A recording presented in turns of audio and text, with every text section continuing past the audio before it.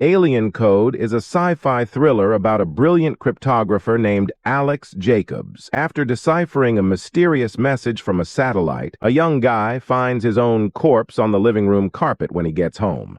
An envelope with the words, "Look at me," is lying next to it. When Alex discovers a flash drive in the mail and instantly connects it onto his computer, the first horror is overcome by curiosity, and he sees just himself on the screen. The second Alex tells himself that he is not high and has not lost his mind, he suggests paying close attention. Men in black visiting his home was the beginning of it all. Alex is presented with an alluring offer by Rebecca, who works for Advanced Technologies, a private scientific research institute that collaborates with the U.S. National Security Agency. However, Alex must first sign a non-disclosure agreement, for which Rebecca provides a sizable check once the paperwork is signed. Alex finds out about an American unregistered spacecraft that the United States did not launch. Oddly enough, the satellite purports to be from the future and has a coded message inside. If Alex accepts, he will be put to sleep and sent to the lab. The Institute is aware that he is essentially insolvent and lives in a home that was passed down from his parents, which demonstrates how serious her objectives are. Rebecca persuades Alex to sign the paperwork by instantly depositing a sizable amount into his account. He is placed in a vehicle and given an injection the next day. He then goes to sleep and only awakens in a locked, hidden area. After Rebecca shows him the lab where the satellite is already, the man begins working on the problem. 5 weeks have gone by with no results. Alex doesn't need a day off, but Rebecca advises that he do. A young lady decodes the same assignment in a vision that visits him one day. Then Alex's nose starts to bleed. He discovers later that this woman's name is inscribed on the bed's frame. Alex quickly decodes a portion of the code that includes illustrations of an unidentified gadget. When his workday is over, Rebecca lets him know he will be escorted home. Late at night, Alex awakens at home and feels unwell, which he ascribes to stress and exhaustion. However, the malaise symptoms worsened over the next few days, and he started to experience persistent hallucinations. One day, 2 strange-looking men show up at his house, asking why he agreed to decrypt the code. The guys keep asking Alex moral issues, but Alex doesn't understand since decoding is his well-paying profession. He doesn't care about the implications of his labor because the gadget made from the encrypted designs will be the most powerful weapon in the world. Alex urges the guys to go when his head begins to ache, and they do so after thanking him for the answers. Alex feels better right after and settles down at the computer, but just then Rebecca calls to remind him of the non-disclosure agreements he signed. An irate, the lights go out as Alex sits down at his home computer once again after realizing that the institution is observing him. When Alex steps outside, he spots one of the 2 guys who approached him with inquiries across the street, but his eyes are startled before his body begins to enlarge. Alex sees the giant's hand reaching for his window as he rushes home and looks out the window.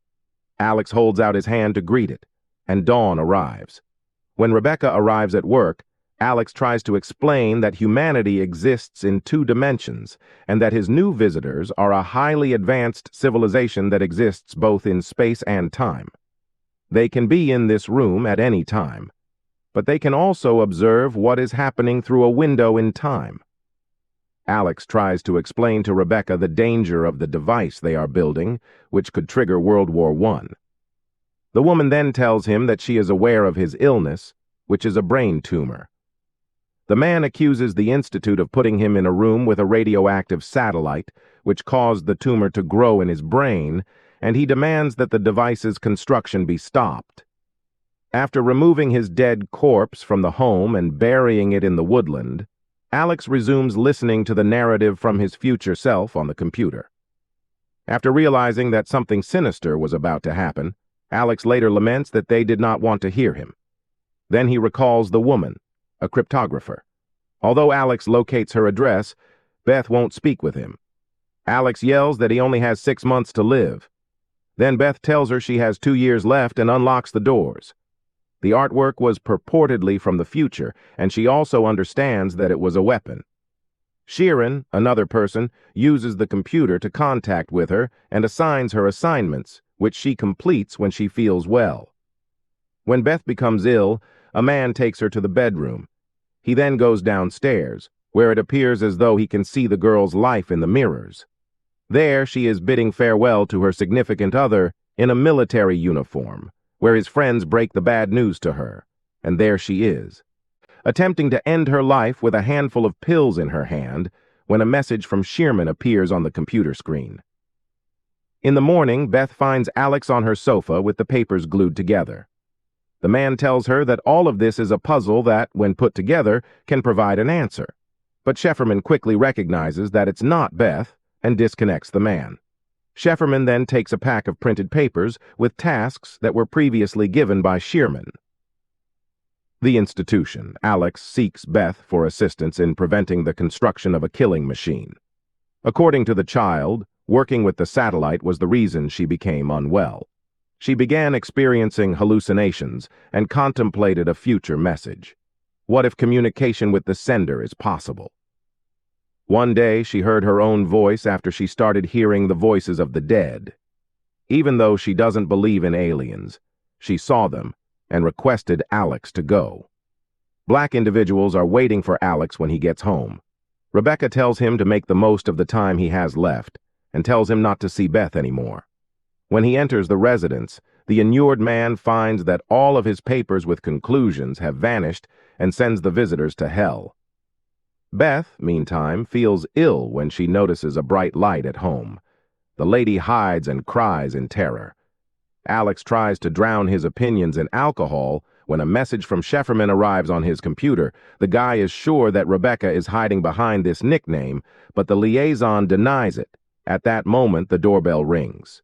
Beth is on the thresholds. It turns out that Siobhan directed Beth here and sent her the blueprints of a device capable of destroying the technology from the future. The couple begins creating a virus capable of destroying the machine being created from the blueprints they decrypted through the computer.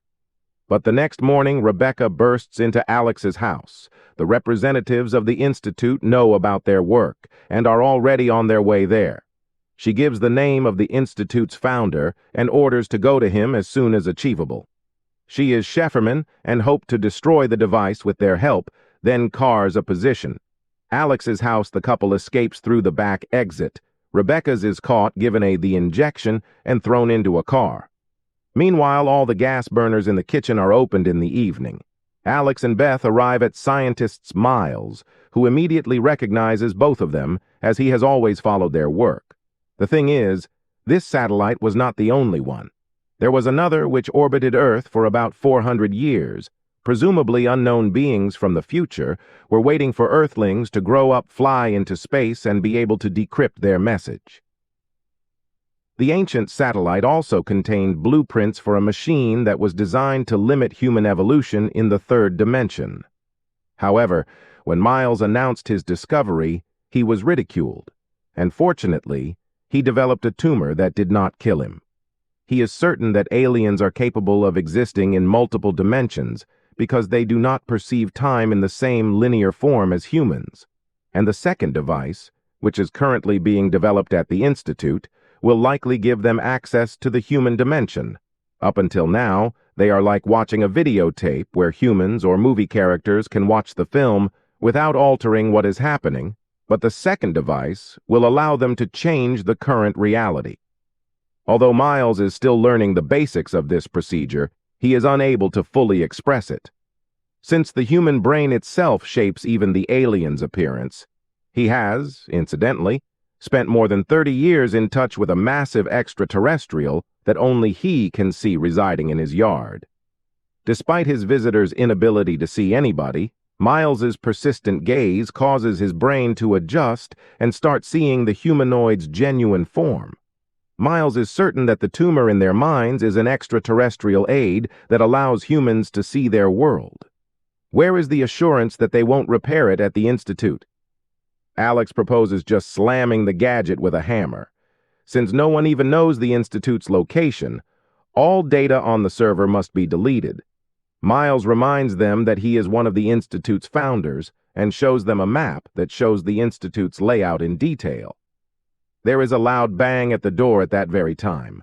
As Miles attempts to soothe the rage-filled extraterrestrial, the pair flees.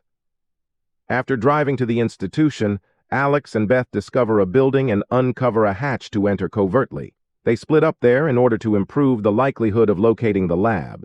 Alex observes a guard's odd behavior, constantly going backward, and learns that time is looped within the facility. Realizing the pointlessness of her efforts to advance, Beth similarly finds herself caught in this cycle. Although the girl sets off the bomb, the time loop prevents her from escaping the hazardous area. As Alex attempts to carry the device further into a pitch-black chamber, an extraterrestrial takes control of him and physically breaks the guy up into little pieces. A minute later, a humanoid is seated across from Alex, who is strapped to a table. Alex believes he has passed on, but the alien refutes this, saying they are just interested in how humans look and how they perceive time. For aliens, linear time is inexplicable and tiresome, a laborious loop of false beliefs. Similar to a trap, humans are compelled to endure the same thing again and over again. The causal relationship and order of events for aliens are unknown, however, since they are present at every instant and live outside of time and space. What if a human doesn't have to wait for something that Alex knows would resemble aliens in appearance, but yet have a familiar personality? Man conceals and separates himself from death, which is normal, yet the ego dies the instant the alien is shocked. For a person, time is both a giver and a thief, determining everything. Humans see the world as they have imagined it to be, and wonder what would happen if the source of their projection vanishes despite their eternal self-analysis. Man is unable of distinguishing between illusion and reality, since every newborn brings with it a new reality. Thus, your individual is constantly in front of a decision. The alien offers to take Alex back to the time before he became ill with the information he now has. Alex decides that he would not have gone to work at the Institute, and that he would have stopped all of this. The alien is shocked and asks why Alex would change his behavior if he cannot change the situation. Alex then acknowledges that people cannot choose what will happen. The humanoid insists that if he goes back in time, will it make a difference or will something change? Immediately after that, the guy finds himself in front of his computer at home. He records this flash drive, realizing that nothing can be changed and that the world may disappear tomorrow, but this is not news. Everything has already happened. He puts the flash drive in an envelope and collapses to the floor. The flash drive's final words are about Alex warning Beth in the past and driving to the girl's house, while Alex from the future asks for everyone to forget about time and live in the present.